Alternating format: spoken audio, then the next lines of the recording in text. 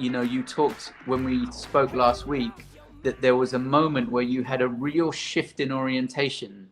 And I'd love for you to talk a little bit about Bruno Mark 1 and Bruno Mark 2, what that shift was about and what came out of it. The radical change seems radical when you look at it, and you go back a few years, but it's very progressive actually. Every little change, it's sort of small, but when you have a lot of very small changes, you end up looking, very different yourself, myself.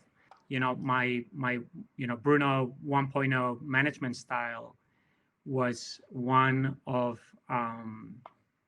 this is, I was always considered a good manager. This is how I like to manage people. This is how I like to be managed. And I sort of put all of my best ideas together. And this is sort of how I manage my team. And so the consequence of that is that I was managing everybody the same way.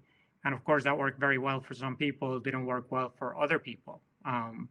And so, my initial reaction was, well, that's not my problem, that's your problem. But for sure, obviously, that was my problem. And so I had to adjust. I had to adjust to different people, sort of perceptions and priorities and individual preferences.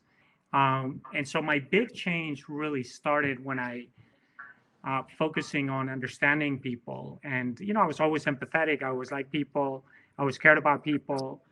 But I cared a lot about me, and I cared a lot about my personal success. And it just started to change my perception a little bit. And over time, as I said, it sort of accelerated.